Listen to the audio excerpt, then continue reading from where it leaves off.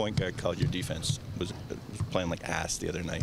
I'm not sure whether you totally agree with that, but I mean, where do you see them? Like, where are the breakdowns coming right now? Well, first of all, I would say, you know, we're not back to our defensive identity, but those two teams we just played will expose any mistakes you make and make your defense look bad. And the thing that was only concerning, that the trend that we've had not only in the last 2 games but the last 4 games, our defensive fundamentals, our tags, our tight paint, our controlling the ball in pick and roll situations. But then those 2 teams, Cleveland and Golden State, will expose every mistake you make, all the fundamentals. So those are the things where we lost in those 2 games, because we were trying to do different things to stop certain things when you end up not stopping anything. So we just got to get back to our fundamentals, guarding your man, guarding the ball, taking care of the ball first, taking care of the roller, and then firing out from there. So we got to get back to those and not get lost in who I'm guarding, how great a three-point shooter he is. And we lost that in that back-to-back, those 2 back-to-back games. I know how much you love the numbers, but when you look at them, and you look at the defensive numbers, it's really second chance points that are really starting to bite you in the Well, a lot of it's a chain reaction, Mike. You lose the ball, now all at once the big has to come and help, and then now all at once, and you're stretched out, and the crackdown guy doesn't get in position to box out. There's a second chance point right there. So 50-50 balls, second chance points, all of them are a byproduct of getting the ball under control and making sure you have a tight paint. You know, everything is tied together.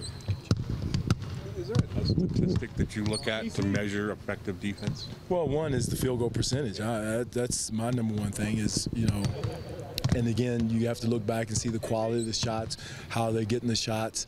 You know, my eyes most of the time tell me the truth as far as what we're doing wrong, and one is containing the basketball and keeping a tight paint. If you do those 2 things, the numbers are going to be good to you. I don't care what numbers you look at if you keep the ball in control. And not even before that, getting back in transition, getting matched up, that was a bugaboo the other night against Golden State. Getting the ball under control is everybody, right? It's the guys showing on the pick and roll, the weak side guys. Everybody's tied in. It's a chain reaction. If you're on the ball, whoever's guarding the ball, whether it's in the post, on the wing, in the pick and roll situation, if the ball's not in control, it starts the whole process of breakdowns. Whether it got to help, got to crack down, got to sink and fill, all the problems that we had the other night get exposed.